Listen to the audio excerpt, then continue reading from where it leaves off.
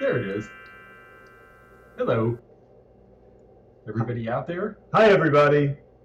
Hey, it's good to see you all. I just thought it would be fun to come at the end of the day after a busy day. Who are you? Oh, who am I? Yes, you keep asking me that.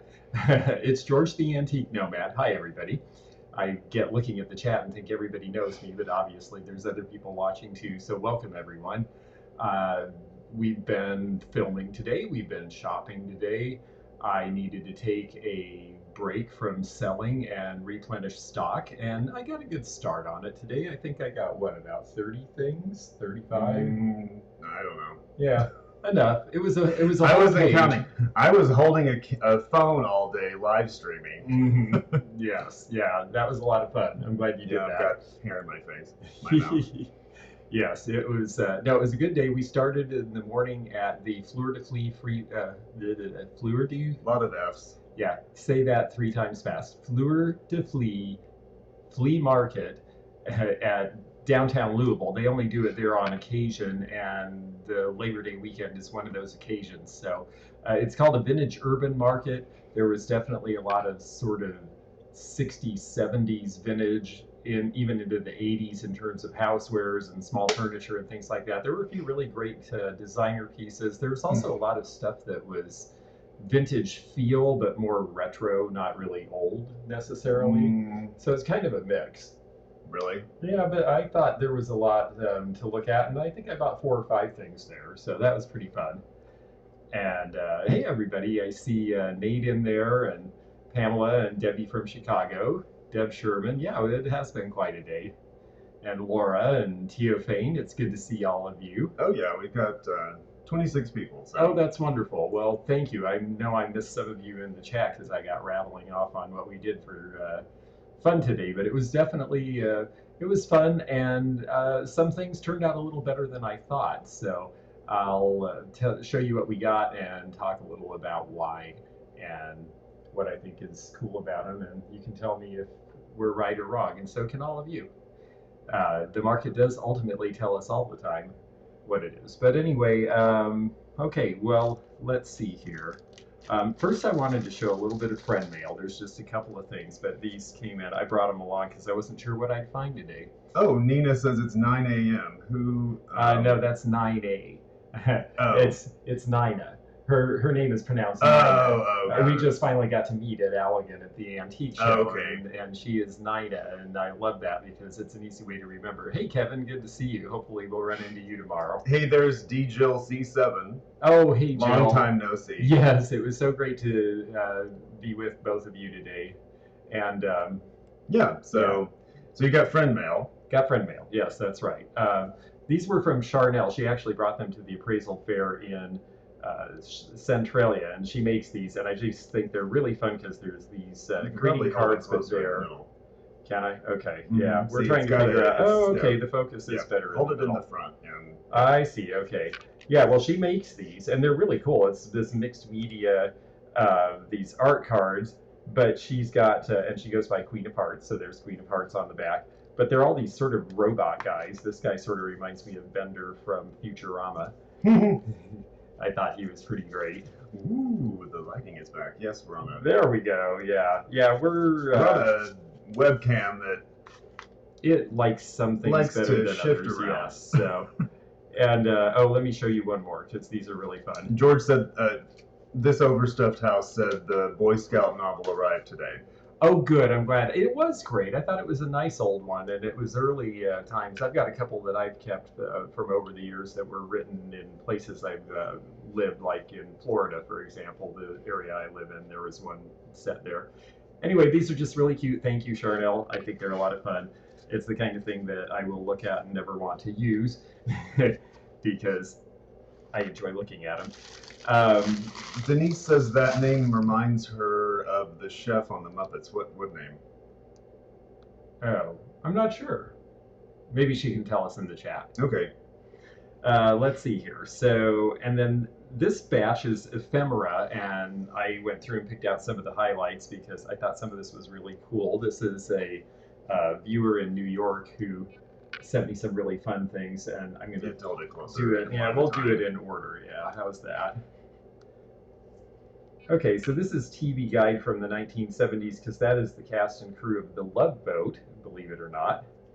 And yes, they could still advertise cigarettes on the back of the TV Guide in 1970. This is probably 78. It is 76. Okay, well, I just didn't know anything about that. But anyhow, TV Guides actually can be pretty Everything amazing collectible. came from 76. Yes, that's what I've been told. I feel like I'm down in the easy chair here. Yeah, I know. It's kind of nice. It's comfortable. I'm just gonna sit back and relax. So go for it.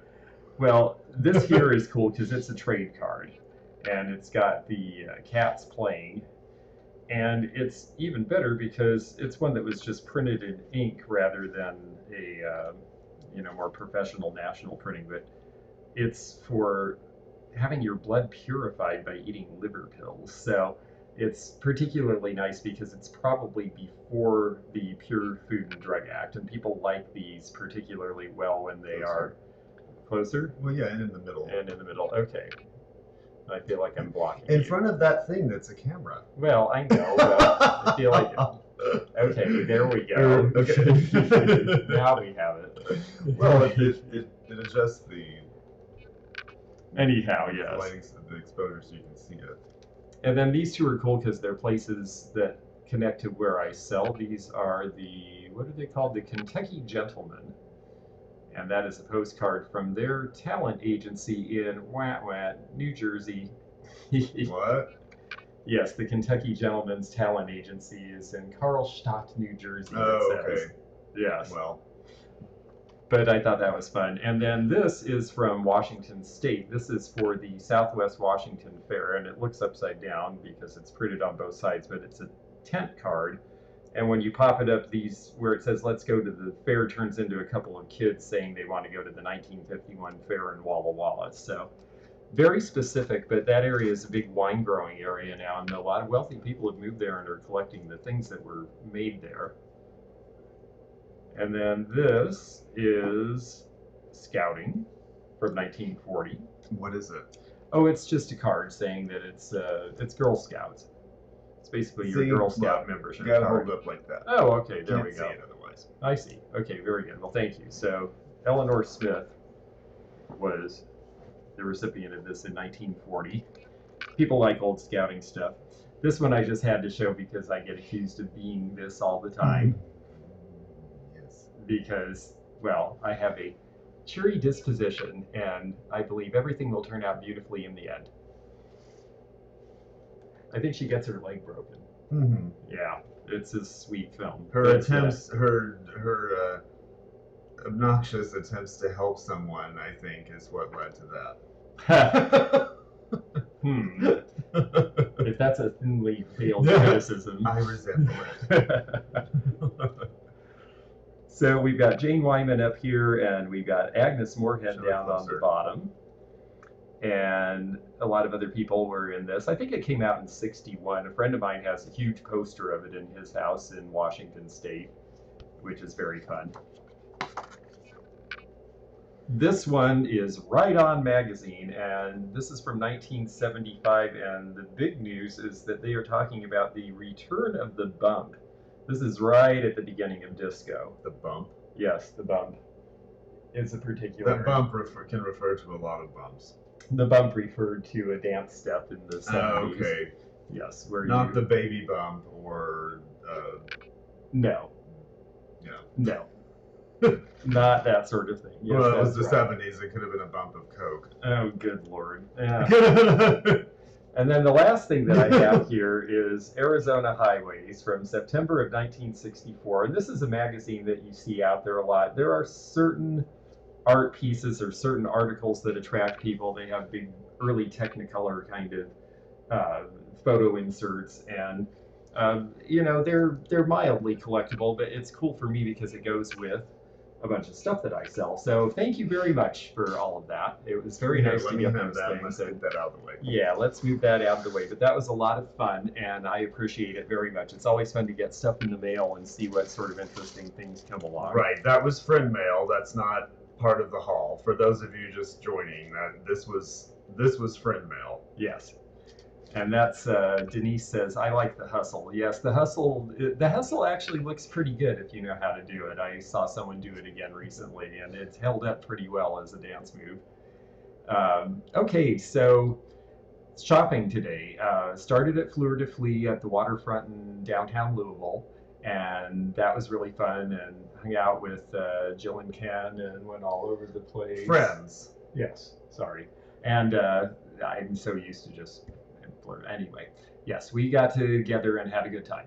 And then we went on to the Kentucky Flea Market. Oh, I didn't bring the flyer. I think it's sitting over there, but that's fine. Oh well. The Kentucky Flea Market has an antique vintage aspect to it every Memorial Day, Labor Day, and the big one apparently is New Year's weekend. And so we got in for the last couple of hours and didn't get to see everything, but got to see quite a lot. And it's an interesting mix. There's old and new in the flea market. And right in the very first person that we ran into was a woman who had been doing the show since 1973. When it started. When it started, yes, which is pretty amazing. So she started doing it when she was 32 years old. And well, you can do the math. So she's been there a long time. But she had a couple of nice pieces of glass. Now these are actually, these are more contemporary. These are Eastern European, but they are similar to Chalet glass from Canada. Here, this is my job. There we go, yes. But they are these, and I just have not had much luck finding anything much in the way of glass lately that was big and had a lot of color. It's been selling really well for me, and I have pieces on the West Coast that I haven't been able to bring to where I'm having my shows, and my next show is in Springfield, Ohio. So I got this one. Can you show it closer, more? Well, sure. It's kind of heavy. I might drop it on the computer, in which case the show will be over, folks. But I'll try not to do that. You should have strong muscles from carrying all those shopping bags. Yeah, you would think so, actually, by now. I actually thought I'd have a rockin' body by this point in my life because I've moved so much stuff. Here's number 2. Yes. And they're pretty. Again, I wanted to show you these because they're not wildly old, so I don't want you to go out thinking that you're picking up old Murano glass. This is machine made. It has a different feel to it. You can see and hear the way that the bottom is polished out using some sort of a tool. Yeah, there you go. It's a little so the finish is a but little different than it would be if it was older glass, but they were nice looking, the price was right, and she was willing to hold them under the table so that I didn't have to carry them for the next 2 hours, which was pretty great. So let's see. We need a runner that will drive or fly stuff in for you. Yes, that might be true, actually. From Pacific Northwest, yeah. Yes. Actually, I kind of need to just start a trucking company. Oh, let's do jewelry, because I bet people here will like jewelry. Yeah. You found this one.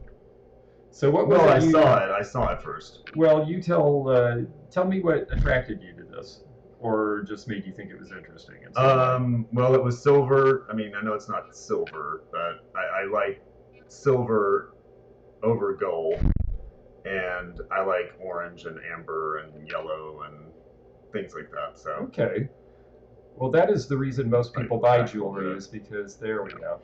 The reason most people buy jewelry, whether it's costume or real, is because they like the color or the shape or that sort of thing. And these are, there we go, that's a little better. I'll just keep it back a bit. This is a Czechoslovakian piece. This is from about 1930. And with the 1930s pieces, of course, they're trying to save money. So these are all glass stones. These are celluloid. And so they're actually plastic. And some of these, by the late 30s, all of these would be plastic. So you can kind of date them by that. But it is a nice one, and it's big, and that's really important. And we're coming into fall. And since my next show is in Springfield, Ohio, September 18th, I believe is the starting date. And that means that it's going to be fall, and so I look for fall colored jewelry. And so when he picked this up, I thought, wow, that's actually great. It was $26. They sold it to me for $20. I figure that in my market, it's probably about $45. Right, and comment about that it screams 40s, but actually, just slightly older than that because Czechoslovakia got taken over in 1938 by the Germans, and so none of the production left Germany at that point. So it is actually a little bit older than that, but it really looks 40s because, of course, the American companies, knowing that that was going to happen, glommed onto as much as they could and then doled it out during the war years when they couldn't get anything. So um, actually, there were a few pieces of Czech. It's one of my favorite forms of jewelry, and since yeah, you may have to hold this behind it. well, let's see. Okay. No, to get it to focus on it. It's because the camera is so persnickety. So you might have to do that. Oh, I see. That is much better if you don't mind. There we go. 3 hands. It's like one of those Thai goddesses. Anyhow, this is also Czech and same era, sure, and a little different color of sort of a topaz. And I do like the middle work, Lynn. I agree. That's part of what really appeals to me about this. Yeah. And then you can see on the back the way that it's made. It's just stamped metal with a rivet, so nothing really complicated, but it's just nice. It's Bohemian, literally. That's where it was made, in Bohemia, that part of Czechoslovakia. So this was also $20 and should also be about a $45 item because bracelets are actually a little easier to sell than the pins. Wasn't celluloid before Bakelite? Yes, it was. Celluloid was pretty much the first plastic invented back in, I think, 1855. It's a lot earlier than people realize. And so, yeah, you have celluloid used in all sorts of things, including early movies, of course. And one other Czech piece, I met a really neat gal today. It was just so fun and exciting to hear her talk about. She was so grateful for seeing those of us doing this on YouTube because it had inspired her to actually leave her job and take up doing this full time. And she was doing her first. Let me see if I can make it even. There we go. She was doing her first show in the real world and had mainly sold on eBay, and it was just so great that she was inspired by this. She said she saw... Yeah. It's the blue color is getting washed out when I do that, so I'm going to leave it like that. I see, yeah. I can hold it still, I think. And this is what they call book chain. Now this is a little on the small side, and that is just a little bit of a problem, the fact that the chain is so short. But it's just big enough to fit a small woman, and that's a lot of who the... okay, leave it out here. We sell a lot of this to petite ladies, so I think that this one will sell because it's a nice design. And the other two will be easy because they're beads, so I'll just hold them both up together because they're basically two things of the same theme. Yeah, but go up to see the bottom. Yeah. I see. There we go. Okay. Yeah, so you see again, you've got the rose enameling, and these are Murano glass with the glass beads. And the one... sort of in frame. Yeah, sort of. Here we go. Well, it's hard for me to see because... Yeah. Sorry, folks. Hold it still, right there. I'm getting used to this. I'm still an amateur. There we go. So anyway, as they wobble around, you get the idea. Yes, they do swing around, but that's part of what people like about them is they're swinging. I'll hold them this way. Maybe that'll be a little better. Anyhow, they're nice beads. They're Italian, 1970s, 80s, and again, paid $20 a piece for them. I expect they would sell for about $45 as well. So, you know, all in all. Let's see now. Can use the chain extension, yes. When I put a comment on it... Oh, there we go. This is... That's very funny. Hi, Daniel. It's good to see you out there. Yes. No, that is... we're not quite as... If you guys like ASMR, George will give you plenty of that with the... yes. Dragging and... this one's going to be hard. Okay, here we go. We jumped it away. Seahorse. There we go. It's the seahorse and seagull. Seagull is the pattern. Closer. See, fill up that screen with that lovely thing. Okay, you got it. All right. Now I see. Okay, so this is a candy dish originally, and the seahorse is a nice feature. It's Bing and Grandal. I just got a whole set of this, and this stuff cost a fortune when it was new, and even now this Can you get piece... closer and show that? Yeah, there's the mark for you. If it will show up. Yeah, it's all right. Yeah. I don't think that's going to make a Nah, difference. it's already shifted. You could maybe be able to get closer. Yeah. Try it. Try going close just to see if it's sort of left. Okay. There we go. I think it finally came in.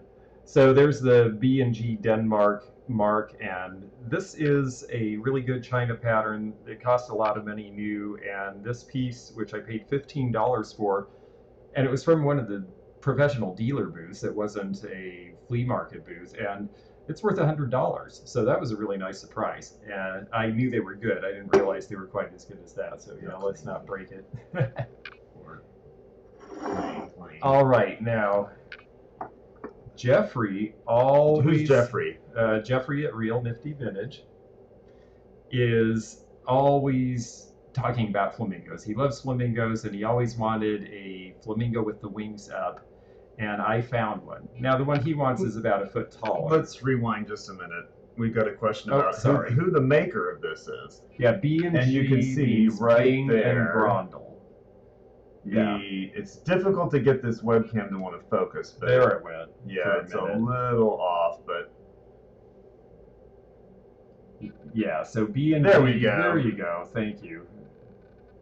B&G. I can't read that other word. Copenhagen. And okay. And Denmark. Yeah. Yeah. So it's one of theirs. And the three-dimensional is unusual. Anyhow, so Jeffrey at Real Nifty Vintage always is talking about wanting a wings up flamingo. I think the one he wants is a Will George that's about 14 inches high. This one is about 1.4 inches high, but I am going to send it to him in the mail and tell him he'll just have to make do with this in the meantime. This would have been made in Japan around 1960. Sparky. I've never been called Sparky before. I'll take that as a compliment. Now this next piece is obviously a cup and saucer. This is the Blue Rock pattern by Shelley, and Shelley China is known for doing, let's see if we can get this to where it will come in. Yeah, I mean you can try this and then yeah, it's sort of whiting out, but that helps. Oh wait, it's great. Let's just move from there. Okay, I'm learning here, folks. Okay, you can see the reading in the pattern there. And it's sort of shell-like, and that is why it's called dainty, because that was the blank. Blue Rock is one of their more popular and common patterns, but any Shelley cup and saucer right out the door is worth $18 to $20 if it has this mark, Shelley England, on it. Even the patterns that are more common. Some of the patterns are very rare. Some of these pieces could still sell, like I saw a coffee pot recently sell for $600. Yeah. So Blue Rock there at the bottom. Yeah, that's the pattern Fine. name. Oh yeah, the F is kind of gone, but it says fine. Fine bone china. Yep. Okay. Thank you. Yes, that's very, very delicate and. Yes, it's the sort of thing that you would be afraid to use, like on Keeping Up Appearances with the Royal Dalton with the blue periwinkles. Yes, for when the good company comes. Right. Exactly. You would bring out the. See, Nate knew it was Shelley. Yes, absolutely. The shape is unmistakable, Nate. That's absolutely right. Okay, now, speaking of Jeffrey, he is a big fan of these cracked eggs. This is a big cracked egg. I was asked earlier today by you, actually, I think, why these were so prolific in the 60s and 70s. Well, I was actually wanting to know, why did someone think to take an egg, put legs on it, and then cut the top off? Well, okay, that's maybe that's maybe more the that question. Was the query. Yes, but the answer to that is that it's loosely derived from Victorian design, but it's more that these became popular to use on dressers to put makeup brushes and such in around 1970, and they harken back to people's grandmothers and the Gibson girls with all of their flowers. So you see a lot of flower motifs in the 1960s like you did in the 19-teens, and this is more suggestive of that era than really literally. Oh, and it also has some three-dimensional. It actually has some three-dimensional paint. Yeah, a little bit of enamel paint there. The white streakings are on top of that transfer pattern. Yeah. So, well, very good, thank you. And I'm starting to see how I'm supposed to be holding this Mm-hmm. stuff. So Much, good. yeah. Yeah. Okay. Let's see.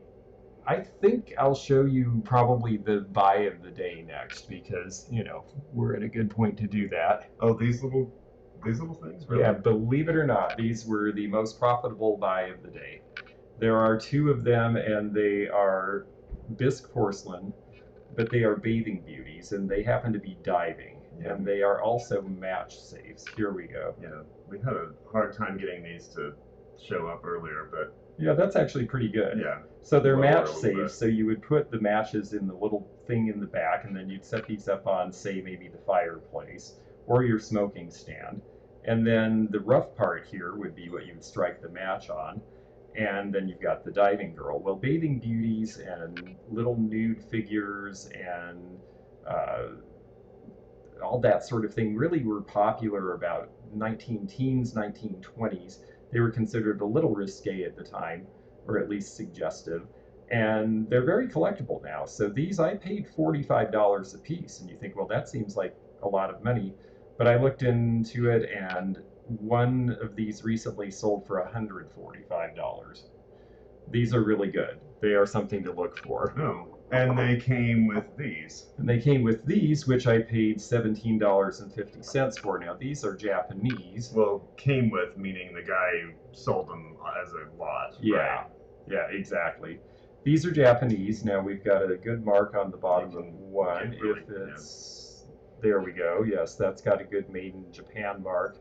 These are both really cute as well. Also bathing beauties with the stars. One of these is my logo for the estate sale website in Florida. Yeah. And I just think she's really neat. They're not quite as well detailed as the Germans, so they don't sell for quite as much, but these could be 65 a piece. So it was pretty great because I paid 125 for all four of them. So I was really excited. I've been looking for some things that were a little more valuable. I just need to really spruce up my inventory before Springfield, so that's what this weekend's about. And oh, you have one with El Paso on the umbrella. Yeah, my mom's got one with Dallas on it. Oh, it's Dallas. Yeah, I knew it was Texas. My mom collects these, and so she might end up with one of them for her 89th birthday coming up next month. I think she would probably like one of the divers, is my guess. Well, she already has the other ones, She already has the stars, yeah, so. Okay, let's see. Do you need your... No. I wrote down a list. I always write down a list of what I paid for things because when you're shopping at a swap meet, it's really hard to keep track otherwise. And, you can lump it together, but in the end, if you really want to know if you're making money on selling stuff, it's good to know what you're into it for. Okay. George got really excited about this. I know, and it doesn't look like much of anything, but this is for Parents' Day at the University of North Dakota, and you think, well, that's nice, big deal. And it even has a chip, and I'm usually very fussy about chips, but on the back, it says it's for Parents' Day, June of 1939. And the thing that's significant is that this piece, let's see if I can get it up right, was actually made at the North Dakota School of Mines. So they made this in the pottery classes. This was a woman named Mary Cable started the pottery classes there about 1895, I believe, and then in the 1910s they started selling and making things for commercial use. And they were supposed to reflect the colors of the prairies. They were distributed in a pretty narrow area, and there are a lot of collectors now. If this was perfect, even though it's just sort of a promotional piece and not a big deal, like some of their vases and stuff that they look like carved buffalo and they're real deep relief and people like the designs, and those things can go for a few $100. So I paid 10 for this because it had a chip, and I just really wanted to show it to everybody because it's something to look for, and it's out there. It's weird how people migrated enough. I mean, I found this on both coasts as well as in the middle, but not very often, so. And we got a question here. Hey, Carl. Let me put this up here for you. Would never look at that. Exactly. I mean, I wouldn't if I hadn't known, but I saw someone who had a really good vase in it. Is there a difference between red stamped and black stamped Japan? No, not at all. It just really depended which. those were little transfer decals generally that they stuck on the bottom. So it's just whatever color they ordered that went with whatever design they were doing. So not really. Where it does make a difference is Noritake. They had a red mark and a green mark before the Second World War, and the red mark factory was considered to be a little better quality. Like that's where the master craftsman went. So that can matter, although I've seen really great pieces from both of them. Let's see what else there is. Let's see. Well, is there any more pottery stuff? Well, there's this. There's this. Yeah, that's kind of cool. Yeah. Speaking of Western themes, so this is Francoma pottery, and I talk about Francoma a lot, and I just bought some other pieces in it. I will get it up to the thing. There you go. George is afraid of getting... He's not ready for his close-up, Mr. DeMille. No, I'm not at all. Especially tonight. It's been a long day. But this one is Francoma pottery, and this is the woodland moss color. And so this was in the 60s and 70s, kind of the same time that the green and the brown was really popular. They did this in blue and brown. If you remember back in the 70s, blue and brown were mixed together in decorating a lot. And these dealer plaques usually sell for about $40, and I paid half of that, so I figured that that was a pretty good deal. And I just sold mine at a show in somewhere in the Cincinnati area a couple of months ago, and my next show is Ohio again. So. Yeah, and when it's back there like that, you really can't see, but it is this interesting sort of almost sea foamy. Yeah, it's like a gray blue. Yeah, it's a really nice color. Yeah, I think it's nice. I like it. Okay, what's next? Oh, anything, whatever you pick. Anything. Yes. Surprises. Oh. Well, I did not pick this. Ha! I did. Because it's true, right? Yeah. This to me would have been a very seemingly mass-produced, boring thing from any time. Mm-hmm. And so George can tell you why it was significant. Well, it's significant because, yes, it was mass-produced. These were the ones that you didn't get at Hallmark because these were by Springbok, which is a different company. Well, Hallmark eventually got the rights to pretty much sell down all there at the this bottom? stuff. Yeah, down here. Yep. Right.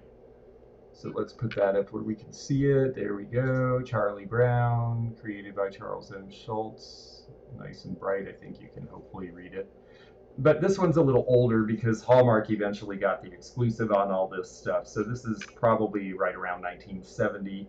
And I paid $9. I think they're worth about 15 to 20. But peanut stuff is popular now because that generation is collecting. So someone's asking, is it from Hallmark? No, it's the Springbok. Right, it's actually see, it's Springbok. It actually says it there on the bottom. It's difficult to get it to go into focus. But oh wait, but it is a division of Hallmark cards, so it is the beginning of Hallmark. Yep, my apologies. You're right, Kitschy Corner. It is from Hallmark, so I'm trying to tell you it's not. But this is right at the beginning. Because so they're doing it under Springbok the other. Went under. I think they Hallmark? made a deal because they had given them the rights to something, so then they just pulled it all in together. Yeah. This is not. No. Okay. I didn't think that was. No, that's a letter from my aunt. I'm not sure how that got in there. Okay. So then we have. Ooh. Yes. Song food. Yes. This is to make your bird sing, and it's got all sorts of great. I'm sure it had wonderful things in it for the bird, but apparently it would sing or squawk or do something after it ate it. But these tins are actually worth something. So I saw $9 on it, and I knew they sell for surprisingly about $25 because people like the graphic. Usually tins from this era are not terribly valuable, even though the 50s tins are really cool looking. But this one is a little bit of an exception, especially for being small. Yeah. Bright and very graphic. Well, and you can tell that this is a good hint too, because a lot of people seem to be into tins lately. So this is a good one. I'm glad you held it up because I didn't notice that. See how the top is dark and oxidized and it has been exposed to air and is a little rusted, and the bottom is very shiny and bright. Mm-hmm. If you pick one up and the top and the bottom look really similar, then there's a good chance that it either was in a pile of them and never saw the light of day, or it's a fake. because they'd both be shiny. Right. And I think Carl, he sort of answered that. That's kind of what I was getting at, Carl. Is that is one way to tell a repro is if the bottom is shiny bright and the top is oxidized, then that's real because that's what wear looks like. Also, the weight of the tins has a lot to do with it. But mainly the ones that have been reproduced are really valuable tins, like old tobacco tins and things like that. And there's pretty good scholarship now on a lot of the old reference books have reproduction alerts in them. Okay, Oh, so this is cool. the next thing is this. Ooh, oh, thank you for showing this stuff off. White Sands, New Mexico. Yeah, I think this is really cool. And of course, it's getting blown out. The exposure, it's very white, but you want me to hold that? You can hopefully see. There you go. It's actually a rocket ship. You can see the fins there in that case. And and right on the front is painted White Sands, New Mexico. So it's a tourist piece, obviously, and it's just a little chalkware paperweight, but it's in pretty good shape overall. Just a few little scuffs, and this is going to be in the 50s and 60s when they were doing all the nuclear above ground tests, like the ones that they did in Utah that killed John Wayne and Agnes Moorehead and all those poor people who were in that movie. Yeah, it's not right. But this is absolutely 50s Buck Rogers. This is what they think rockets are going to look like. It's just starting to get over into the Apollo era, so I think it's really fun. You have one for French's Fish Food. Does it have the same value? If the fish graphic is good, it should sell about the same, I would think. In fact, it might even sell for a little more than the bird, depending. Wait, now is this something? Oh, these are just two of the same thing, but I'll show both sides at once that way. So I got these because there's a viewer out there who is a big Dr. Pepper fan, and I just don't find a lot of stuff, even ephemera for Dr. Pepper anymore. So this one, boy, the lights really are bright on this. There we go. But if you get it close, it's gonna darken the back. I mean, you really have to get it close. I mean, I got it. Okay. The pleasure drink, enjoy it with our fine food. So this is from a restaurant, obviously, 1970s, and I just think that he'll get a kick out of it. It was just a few dollars, so it's an easy thing to pick up. Let's see where we are next. Oh yeah, these things. Okay, so here's the misses. Oh, you're gonna get grabby. Mine. Not yours. Mine. Yes. This makes her look purple. I don't know. She's kind of more of a red. She's sort of a purpley violet. Yeah. Well, you take her head off and you fill her up, and then you go, bonk, and out of that thing she's holding there is the spout. Right, so she's a decanter. They're for liquor. There's a male version too, which we'll show you in a minute here. Is her head gonna fall off? I don't think so. They have it taped on really hard. I'm not gonna mess with that, but there's nothing on the bottom. No, but originally there would have been a paper label that said Japan on these on the bottom. And you can kind of tell from the features are a little angular, the painting's a little bit more crude, so they have the hallmarks of 50s era Japanese. And let's see, do you have the... do you want to see the dude? Sure, might as well hold them up together. Right, here, let's not toast with them because then they will be that looks good. Smashed in more ways I see. So really the trick is we need to cover up our faces. I guess. Well, yeah. Some might say that's always a good idea. But anyway, yeah. Yeah, so they're cute, and they were $10 for the pair, and I usually figure any decanter is worth $20 by itself, so a pair of them together, I just think you can't really miss. People just really enjoy old barware. I still have a pretty decent collection of it, and I don't really, I probably have this many drinks a year, but it's just fun to collect because it's so, it's just very lighthearted. Is this all there is to this? Yes. Okay. Yeah, this is just a simple little thing. It's not like a... Remove my head and pour it... Yes. With coffee, yes. Yes. I was doing that until recently. I had to quit drinking coffee. was a sad day. And this is a tire. Yes, it's a compass, and it's made in Japan. It was just an inexpensive thing. It wasn't advertising tires like the tire ashtrays did, but it works really well, and people love old compasses. It's the kind of thing I throw in a little case with a lot of other fun little things, and someone pays $12 or $15 for it, and I think it costs $5. Yeah. So it's an easy flip in terms of a fun thing that sells quickly and makes money, but it's also something that's fairly useful. I mean, everybody who's bought one said, "Oh, I'm going to put it in my car," or because I get confused with even with the GPS sometimes which way I'm going. And No. I know, believe it or not. Well, no, she's talking about the coffee. Oh, yes. I think she's talking about the coffee. I love compasses. I do too. I've seen some really neat ones over time. I like especially the big things they have in the ships and the binnacles.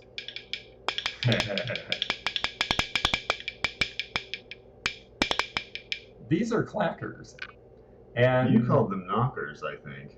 I thought that was you. Okay. Well, one of us. It kind of looks like me going crazy trying to pack all the yes. I can't take it.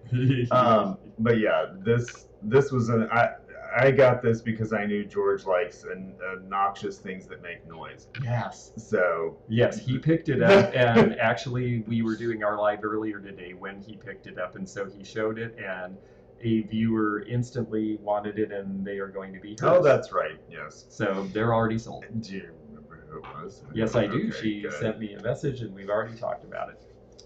Okay. Why can't I have coffee? Well, I was recently diagnosed with histamine sensitivity, and I had to go on a very strict diet, and coffee is off the list because it creates problems for the histamine. It makes the histamine pour out of your cells that they should stay in and causes problems. So that is why. But I could take it or leave it, really. I mean, I like the taste, and it is kind of addicting, but I've always been able to just kind of, drop things at a cold turkey. Oh, yeah, but here we go. Now this has got, this is the sticker on it. Okay. Yes, this is a mess. It has to be cleaned. Yeah, and of course, if any of you watch Yvonne Thrifty Rich, you will know that she is obsessed with happy faces and smiley faces, I guess, technically. Mm-hmm. And so I saw this, and it's plastic, and Very that's the 70s. front, and it's a dial, and you're like, what's that? And then on the back, it doesn't sort them automatically. It's like a bank. You have to stick them in, like, you have to pick each one, and then you stick, I guess, dollar bill, Yep. Paper money in there. And then you're supposed to be thwarted by this thin plastic as it's a bank. Well, and it's a safe. That's what a safe, sure, yeah. Now, we don't know the code. It probably was on this sticker on the bottom. This thing is obviously, this was in the flea market part. It obviously hasn't been cleaned since it was new, which was probably 1973.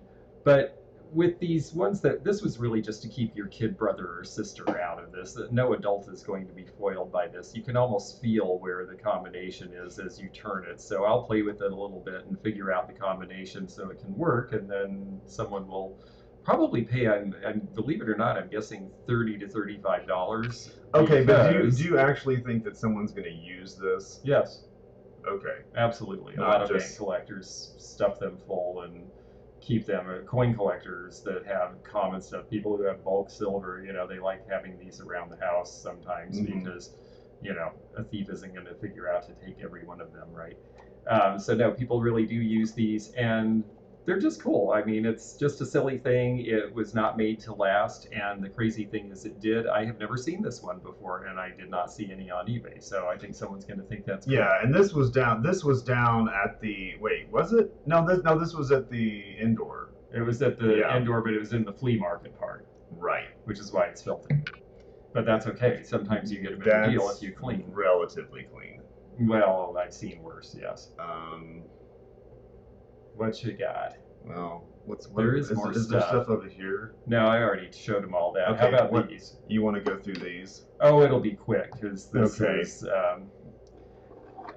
one thing when I've had a lot of shows is you start to run out of things that are just sort of commodities for you as a dealer. And for me, one of those things was pocket knives. And so I managed to find somebody who had 6 for sale, and I think there are 5 of these in a fountain pen. Yeah, you can probably show the ones And I think that they have were the $6 each. text up close. But this one's really neat because it's all about the color with some of these. A lot of this is more just to capture the eye of the person buying it than because it's anything practical about it. There we go. See, yeah. Sort of.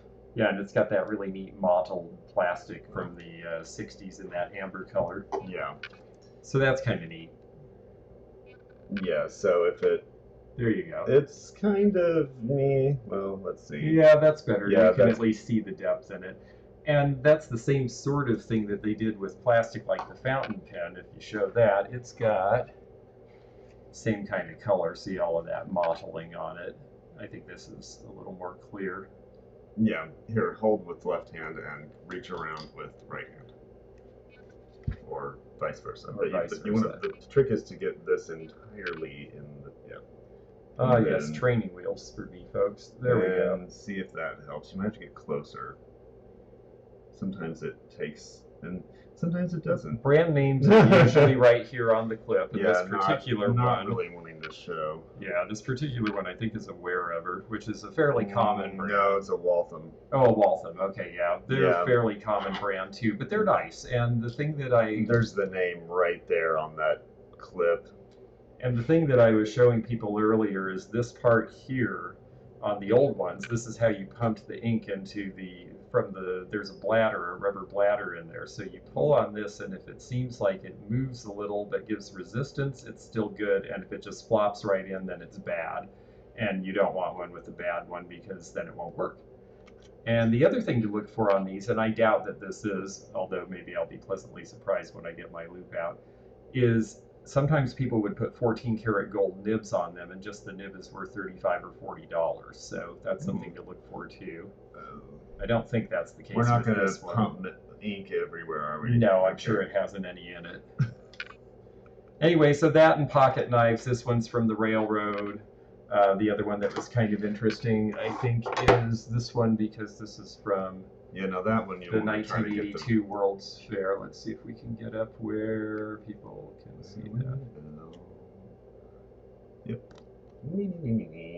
All right, we'll try this way. And over. There we go, for a moment. Sort of. It's funny how it comes in for a moment. Yeah, I know. It's annoying. Yeah, Knoxville World's Fair. Yeah. Some of you probably have been to that. Yeah, World's Fair stuff is always collectible, and Knoxville's starting to kind of take off a little bit more. Yeah. Because it's been long enough now. It's been 40 years. Yeah, just doesn't want to do it, but you can tell. Yeah. So, anyway. It's got that sun sphere symbol there that was... Yes, that also Texas did it too, right? Had that sun sphere thing. Did they? There's one in Texas somewhere. Oh, that's interesting. I think it's Dallas, isn't it? I didn't know that. Oh, yeah, they did do. Well, I'm not It's sure. a ball. It's like a gold disco ball on a stick, like this is. So. Oh, by Reunion Arena, I think you're talking about. Okay. He said I could post that. My husband is so old he remembers using those pens. Oh yeah. What is the oldest pocket knife you've had? Well, the oldest, I haven't had anything older than about 1920. I had a Swiss Army knife that was an older one, and it sold for pretty good money. And this one is... This one's, Chassis? Chessie is Chesapeake in Ohio. And that little dark figure in the sea is a cat, because Chessie was their logo. Yeah. If it were that way. Is that a cat? Makes my week when I find a nice fountain pen. How Been is a that while a cat? since that. I agree, Carl. It's hard to find them. How is that a cat? Well, it'd be clearer if it was the bigger logo. That is bizarre. Okay. You can have fun playing with that and trying to figure that out. That Maybe does it's like not a look like a Rorschach calf. thing. We went to that fair and took both our kids. Oh yeah. Oh yeah. Interesting. Yeah. Well, yeah, we didn't go, but I had family that lived there, and I think somebody went. I don't know. If I went, I don't remember it. Well, I only went to Vancouver. I was like in kindergarten, so.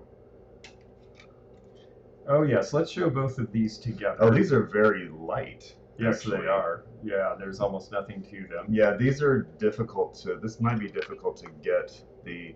So this is a crocodile, I'm going to say. Yeah, one of these is racially insensitive. I'm going to tell you that right now. Well, it's pretty obvious. I don't know how you. I mean, it's the alligators. top one. I mean, crocodiles eat everybody. Well, that's true. They are equal opportunity about it. The top one is a letter opener, and this is with the crocodile carved on it, and it's probably going to date, I would say, to 19 teens or 20s. Is this crocodile or alligator? Oh, it might be an alligator because it doesn't have a wide snout. It's hard to say. They're so. Yeah, that's a square snout. It looks more alligator-ish. Yeah, I think you're right. But I don't know if they really care about. I bought these for the. I bought that one for the Florida market. This one is devouring a child. It's a pretty graphic image. The reason I bought this one, they were $10 each, and this one is going to a black collector who comes to the Springfield Antique Show, and he has collected this for years for personal and educational reasons. So he asked me to pick things like that up for him, and that's where that'll go. The Florida one, the wooden one. Now here, this has made in Japan, design. It has a design registry number. Yeah, so those were Japanese from the 30s, and then this one is probably hand carved in Florida, would be my guess. Yes, I almost said cocodrilo because of Spanish, but yes, they don't care. If you get near the water and they lurch out, you're on the menu. Why don't they have World's Fairs anymore? I understood that they were having them until very recently. I don't know if there's any more scheduled. I think right now nothing is really, but they did have a World's Fair somewhere in China in the fairly recent past. I know there was one in Libsyn in this century. I think they're having them less often. World's Fairs were really about innovation and what was going to happen tomorrow, and now with the internet that's introduced in other ways, so they don't have the same type of relevance. Ever since about the 70s they've been more thematic, so I think they're just looking for places and themes. Meow. Meow.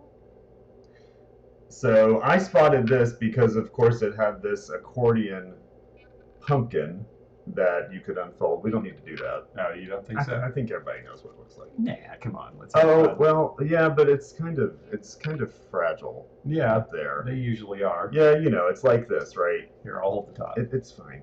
Okay. Oh, is it? Oh, I didn't know if I had to undo those things. Yeah. There anyway, you know, this kind of thing. Right. And this is.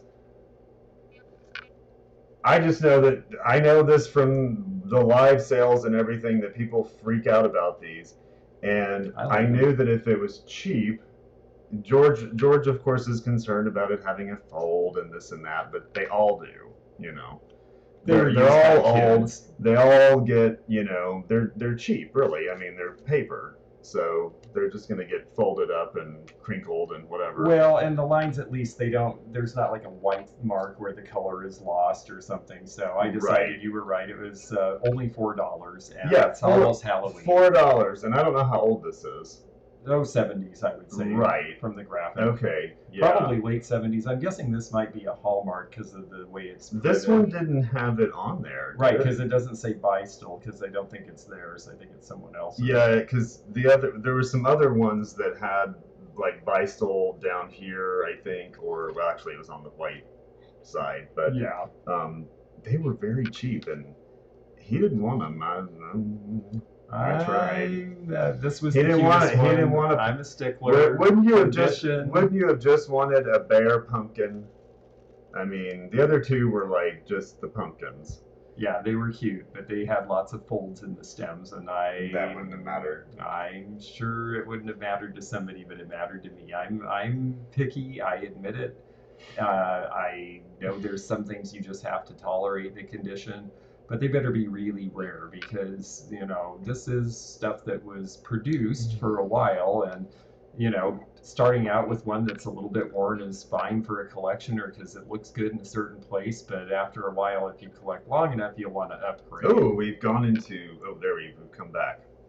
We went into the blurred dimension. I agree, Kitschy Corner. I bet it's Hallmark too, just because of the style. Well, Joanne thinks it's 60s. It's possible. It could be late 60s. I mean, a lot of those things started and carried over. Thank you, Willie Joe. I will definitely highlight that one. Oh, yes. Well, if Zeno wants to spend his money, he's welcome to shop all he wants. Yeah. No, actually, he picked several things today, including that were really good. I got to give him credit for this. I did not lift it right away. He picked it up. So yeah, he's developed a good eye. I already had the good eye. Well, it's just that I don't comment on things that I don't personally find interesting. Yeah, see, really different. Teophane's got it. It's true. It's true. And then George got this. It's just a horseshoe. It's even got dirt cake. It's even got manure in it or something there for added aroma. I like farm fresh. No, it was $1. I like having those because I do Western displays, and somebody always picks it up for a few bucks, and it just goes with what I have, and I didn't have any right now. Yeah, and then there's he's not just a pretty face. Well, thank you. And this is George got excited about this. Yeah, because not everybody has seen a car lighter. We haven't had these in cars for a very long time. And it was in perfect condition, and the guy said, "Oh, I think it's just some old replacement lighter," and he's right, but it's made in USA and it's in perfect condition, and car guys look for stuff like this, and I imagine that this will be $15 or $20, and I think it costs $1.50. So yeah, sign me up. Yeah, George actually thought that I might not know what this was. I didn't drive a car that wasn't made in the 80s until the 90s. No, long time, like 2004 maybe. Wow. They all had cigarettes. You know what? I think we're down to the last thing. No, we're not. We've got two more. Two more. Yep. Okay. Yep. So. Oh yes, that's right. Is this going to come out if I tilt when it up? Did they? Is this no, this it's in locked in there? It's locked in. That's how they did it. That's a good question, Teofane. When did they stop putting lighters in cars? I think it was about. It wasn't as long ago as you think. No, like this century, maybe in the last 15 years, because they switched it over to use as a port for electric everything else. So it really was more like they just quit putting the lighter in. Right, and then this you can see the box, and it's in very good shape. Miller Studio, which of course that will ring a bell, and you can see that that's in New Philadelphia, Ohio. And let's see, what does that actually say? Does that say anything of? It says the directions. Oh wow! How to of take it out of the package without breaking it, basically. Oh, okay. Well, and then which no one ever did. Same thing, and if you look before I show it, you can see that this is called M46 Birds in Flowers. In Flowers, yes, Birds in Flowers, natural color. Yes. And it was $1.29, not today, no, but it was $1.29, and that is it. And it's in the box, and so it's in mint condition, except for the cellophane. But it would have had a cellophane cover. Would have had a cellophane cover. Yep. Right. So, but the actual plaque or whatever you call it is pristine, right? I mean, Yeah, because it's never been used. I like finding new in box things, and this definitely has age. Now on Miller Studio, somewhere on the edge, it's going to tell us the age, and I don't know well, the without back taking would it say out. it, wouldn't it? No, I don't think so. Number 5. It just says the stock number. Okay. Yeah, no, it's going to be on the Oh, piece, okay. but I don't know Oh, if it's we'll down be able here. to see it. Did you? Yep. Okay, so we're gonna play a guessing game. Guess the year that this was made. It's $1.29. It's $1.29. This is like The Price is Right. Yeah, yeah. I don't have my wah wah wah sound though. Boom, boom, boom, boom. Dun, dun, Wow. dun, dun, dun, dun. That's another game. So, what year do you think this was made? It's $1.29. And look at those colors. Yes, you definitely get the graphics. Look at that. Big swoosh. No, yeah. Big swoosh. Got that. Oh, I think Kevin's in the Nope. ballpark. We're sort of there. It is chalkware, yes. Mm-hmm. Yeah, that and the other thing we're going to show you. Okay, yeah, we're not Teophane. You're getting close. Okay, Kitschy Corner. Okay, we're gonna say Lin Pie is about as close as we get. 1960. Really? Yep. That's a little older than I expected. Yeah, that's what that says on there. Huh, interesting. Yeah, with those kind of pastel colors, I would have thought It's not 63 or 4. 1860 No. or 1980.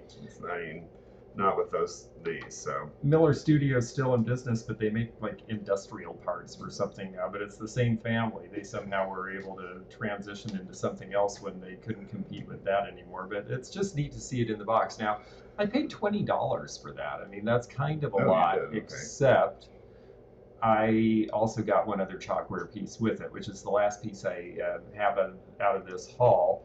And if you want to bring that over, we'll talk about why I was happy to pay $20 a piece.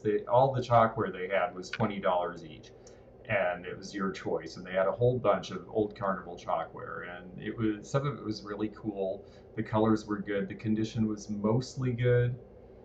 The graphics made me think 50s. Yeah, the pink and that swooshy color definitely.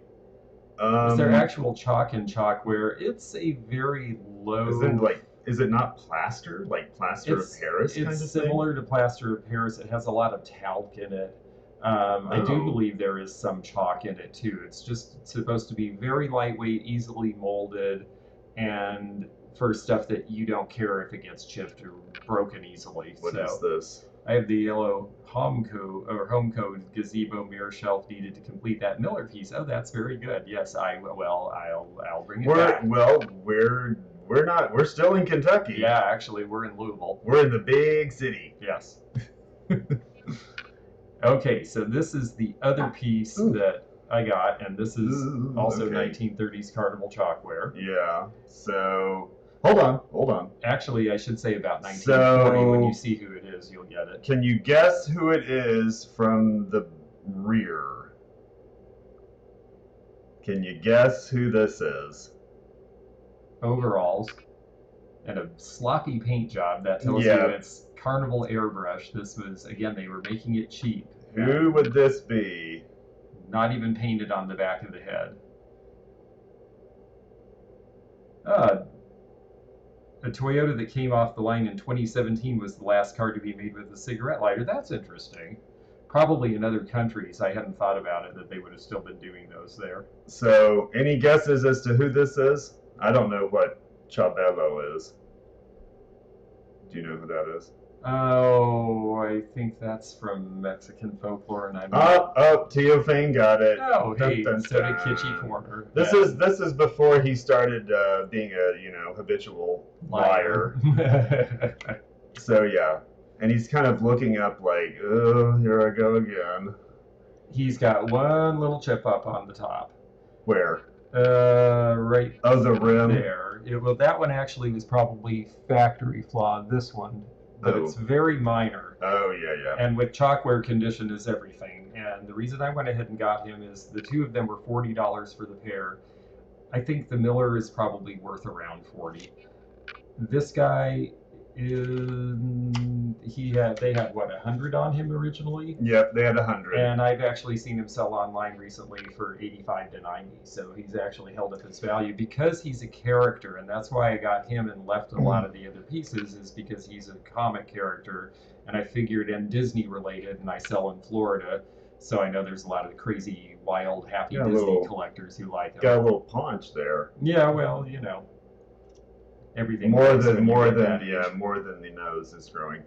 Well, yeah, if you actually watched, even the movie Theophane is pretty weird. Yeah, it's pretty strange. It turns into a donkey. And then that whole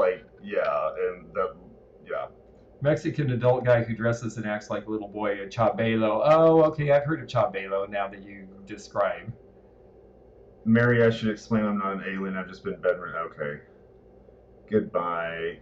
Well, thank you. Goodbye. Yes, it is a goodbye. Yes. Don't judge. You're right about that, Sarah. No, I never really noticed that. Like, I didn't know if this was. Oh, trust me, Sarah. We're not. Yeah. We don't have any room. You can to see talk. us from here up. But I didn't realize that in the movie, at least, that he had that belly sort of like that. So that's why I commented.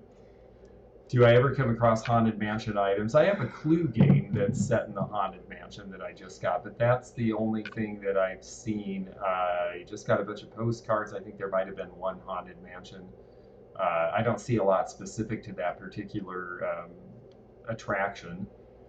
Yeah, and if you haven't watched the live that was before this one, that when we were at the expo center, that one, the vendor from whom he bought that, it was loaded with really cool chalkware pieces that even if they were damaged, they were unusual and not frequently seen, I guess. Bigger, much larger than, and were they entirely prizes? Yeah, most of this style were prizes. What do you mean style? Like this, carnival glass. What do you mean like this, like a person? Or well, what? Let me back up because I said it completely wrong. Carnival glass was called that because they started giving it away as prizes in the carnival. You'd flick a quarter if it landed in the thing, you got it, or a dime or whatever. Well, then they started giving away carnival chalkware as prizes after that because it was really cheap to make, and this is in the 30s, and they're broke, and it's something that they can mold really easily, and the material doesn't weigh a lot, so it's easy to ship, and they're big and they're colorful and kind of sloppy, but they look good from a distance to somebody walking down a carnival fairway, And so you throw the baseball at the tin cans or whatever game it was, and eventually if you got enough of them, then you would usually let your sweetheart pick out the one that she wanted if you were a guy, and then you would get to have the pleasure of dragging it around the park without breaking it, chipping it, forgetting it, and the ones that made it home are what's left. But there were those big Corsair, ships and stuff. Even those things were with the lights in them and things. One had the light, but they didn't all. Yeah. And there was a giant woman. Remember that woman that she was broken? Like she had a chunk, but it was so. I guess big and unusual that it didn't matter. I think some of them were done a little better. You can kind of tell the quality sometimes, and they were done for novelties or inexpensive things to buy around the house that were, bright and probably considered really tacky in their time. I could just see my dad coming home with the big chalkware ship lamp, which I loved. It was $65, or I would have bought it. And then that would not have been a prize. That probably wouldn't have been a prize. Okay. Yeah. I thought maybe if it was like the special prize or the, you won the jackpot or whatever. Yeah. You got something that was electrified. But I don't know that for a fact, but I don't think so. If anyone out there knows anybody, everybody knows and has heard stories from people a little older than them, and of course the days of carnival chalkware are back to maybe the 50s at the latest. So I would say that somebody out there might be able to clarify. But Yeah, Teophane's saying that, always thought it was cheap and tacky and surprised. I mean, I guess yeah, I mean, it was supposed to be, and I think that's part of the fun of it, and also the fact that there is, things that weren't made to last mean that they're relatively scarce because they weren't made to last. So, what I've noticed is that, at least to my mind, it's like the best of an era and the worst of an era come back into style. The sort of mainstream average stuff was mainstream and average, and nobody thinks about it again. But the stuff that was really exceptionally good design or kind of hokey and a little bit like cheesy or risque or somehow a little bit outsider is what becomes popular for people to collect. right. And I think that wraps up the haul. And Oh, thank you, Jana. It's been fun showing this all day. This is sort of a new thing for us, and it's a way to get, well, to get into the live channel a little bit more, and also yeah, to and teach me how to hold things in front of the camera. well, Which, sorry, how better many luck more next will time. we have to do? Oh, probably 6 or 8. 1,000. No. Yeah, I'm just scrolling here and making sure nothing was on the chat. Yeah, if we missed anybody's question or something that you really wanted to get in while we're on, let us know, because otherwise it's getting late here and we'll probably sign off pretty soon. We are, I don't know how many of you, well, I know, I'm terrible with names, but Stanforth. Kevin. Right, Kevin. Yeah. Kevin, I know you are familiar with Lawrenceburg, Indiana. Flea market or antique market? I think it's Tri-State Antique Market. Right. And I don't know how many more of you in here are familiar, but that is where we are headed very early in the morning. And I think it's about a 2 hour, close to 2. I think a little no, over it's 2. not that. It's not that far. Yeah. But we're probably gonna go and take a little bit of a scenic route on the way up there because we do have plenty of time. So maybe we will go live in the morning on the way there just to kind of show you the trip if we take the drive along the river. That could be, something to show. Yeah, nice. We as I said before, and in the lives and things, George started out his online presence, if you will, doing Periscope, at least the video presence, and that was entirely live. That was just a live streaming platform. You had no choice. So for him and also me, it really was. We think about going live as kind of, the first thing and the norm, and then these edited, pre-recorded edited videos are something we had to do after the fact for YouTube. So we wanted a way to sort of resurrect that in the moment feeling of being there, and that's part of what this channel is about. It's going to be other things as well, of course, but those Periscope was also spur of the moment. You couldn't schedule it, so if you aren't subscribed, getting to the point, there we go. You're doing great. Go on. Mr. Story. Mr. Long Walk. So anyway, if you want to know about those spontaneous lives, make sure that you are subscribed and you have the bell notification clicked, dinged, whatever, down here. If you're on the computer, it's like down here by subscribe. I'm not sure about the phone. There it is. But that way you'll be notified right when we go live, because a lot of these are going to be spur of the moment, spontaneous, things. And that's what we're doing tomorrow. And tomorrow is another outdoor flea market. We're going to be there longer, may go live there again, so hopefully we'll see you all in the chat tomorrow. Oh, and Willie Joe And wants to know what weekend is Springfield. It is I think it's the 18th, 19th, 20th, if I'm remembering the dates right. But it's this month, third weekend. okay, Oh, Jana, you went to New Harmony. What a great place. Yes. what is this referring to? The observation? Oh, well, we were talking about stuff before. We were? Yeah. I said something. Okay. I see. Yes. I'm trying to You'd have to. I'm trying to go back into we talked. I was here. But I wasn't at the same time.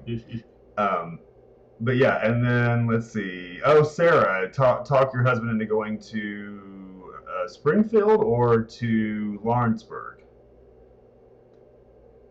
In either event. Oh, thank you, Charlotte. I'm just going back through some of the comments that people were making here. 16th, 17th, 18th. Thank you, Okay, Sarah. yeah. It's 2 weeks from now. Of course, it's the 16th. That's right, because Portland is the 24th and 5th. Yeah. Okay. Mm-hmm. And if you haven't been to Springfield, they do this sort of off the wall thing on Thursday. The line. Whereby everyone who is a vendor shows up early and gets in this long vehicular queue to get into the show, and you stay in this queue the whole day, and you sort of do an impromptu sale, like boot sale, really. Right. Kind of You thing. just take out whatever you can out of your car and set it up, and people shop around for 4 or 5 hours, sale, and car then boot they sale, shove it back in the car, and then you go to your space, and then you take it all out and set it all up again, which seems crazy. George was not a fan of that concept. Oh, I was a fan as a shopper. The shopping is great. There's Yes. people who pay $50 to get into shop just during that period of time, because you do see some really great stuff that comes out. But oh boy, yeah, a lot of extra work. Yeah, but it is a huge event, and it draws people from all over, and and from all over YouTube. So we'll have fun. Exactly. Yes. So, if you have any other questions, let us know. Otherwise, we are going to Oh yes, Jana, that's what we were talking about, right? About how outsider stuff and high-end design seem to be the things that come back first when things come around. Yeah, Kevin, yes, you cannot see it in one day, really. And then there's a giant antique mall on the other side of the freeway from it, so if you just can't get enough, you could spend 3 days there easily. Car boot sale, yeah. Yes. Yeah. So rude, Carrie. I'm not sure what you mean by that. What you're referring to. What do we do? I don't know. I never. They loved you both. Well, thank you, Carrie. Yes.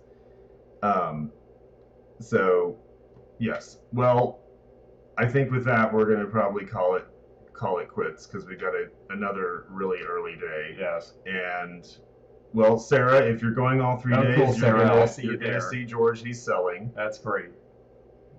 And I may make an appearance. I don't know. So that's to be determined.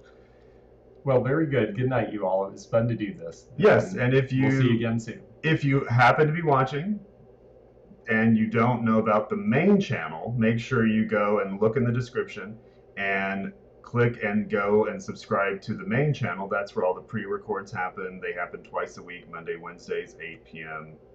Eastern. And all of George's contact information, social media, ways to donate, ways to subscribe or become a member if you want on the other channel. All of that good stuff is in the description. And he has a website, and he does appraisals, so all the things are there in the description. So yes, thank you all very much, and yes. And happy Saturday and happy Labor Day weekend. We'll talk to you again soon. So everyone have a great evening, and we will hopefully see you tomorrow in the chat. Bye-bye. Good night.